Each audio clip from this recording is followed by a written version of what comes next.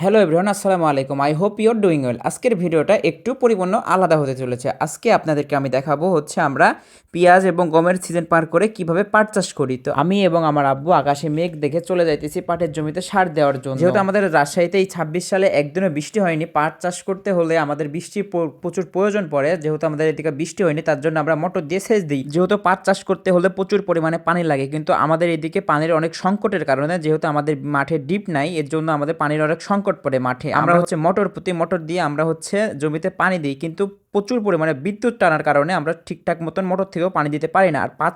আর পাট চাষ করতে হলে প্রচুর পরিমাণে পানি লাগে, যেহেতু আকাশের পানি ছাড়া পাট হয় না। তারপরেও আমরা অনেক পরিশ্রমের মাধ্যমে মোটরের পানি দিয়ে পাট চাষ করার চেষ্টা করি। যেহেতু পানি দেওয়ার আগে আমাদেরকে সার প্রয়োগ করতে হয় জমিতে। সার প্রয়োগ না করলে আপনার গাছগুলো বড় হয় না। যেহেতু আকাশ থেকে বৃষ্টি হইতেছে না, পরিপূর্ণ পাটের জমিতে পানি পাইতেছে না, এর জন্য আমরা একটু বেশি করে সার প্রয়োগ করব, যেন গাছগুলো তাড়াতাড়ি বড় হয়ে যায় মোটরের পানি পেয়ে। আর মোটরের পানি পেয়ে যেহেতু আমাদের পুরোপুরি জমি ভালোভাবে সেচ হয় না, ভালোভাবে সেচ না হওয়ার কারণেই আমরা প্রচুর পরিমাণে পাটের জমিতে সার প্রয়োগ করি, যেন পাটের গাছগুলো তাড়াতাড়ি বড় হয়ে যায়। তার জন্য আকাশে প্রচন্ড পরিমাণে মেঘ দেখার কারণে আমি এবং আমার আব্বু প্রচুর আমরা সার নিয়ে মাঠে চলে যাই বিকালে সুন্দরভাবে ছিটিয়ে দিই। আকাশে যদি রাত্রে পানি না আসে, তাহলে আমরা কালকে সকালে মোটর দিয়ে পানি সেচ দেওয়া শুরু করব। আমাদের প্রায় 4 ঘন্টার মতন এই জমিতে আমাদের মোটর দিয়ে পানি দেওয়া লাগবে।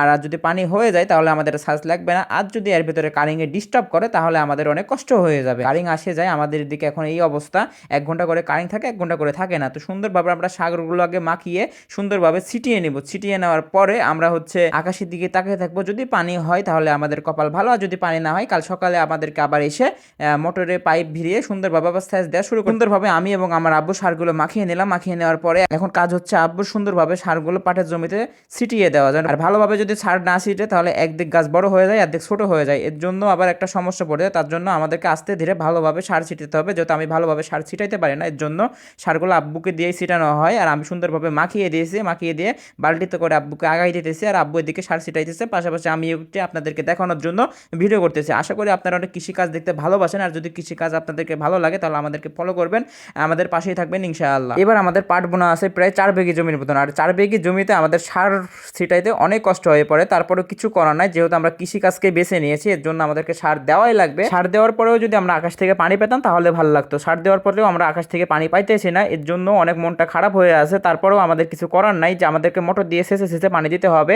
মোটর দিয়েও যে পানি দেবো ঠিকঠাক মতন, তাও হইতেছে না, যেহেতু একটু পরে কারেন্ট যাইতে আসতেছে, কারেন্ট ঠিকঠাক মতন থাকতেছে না।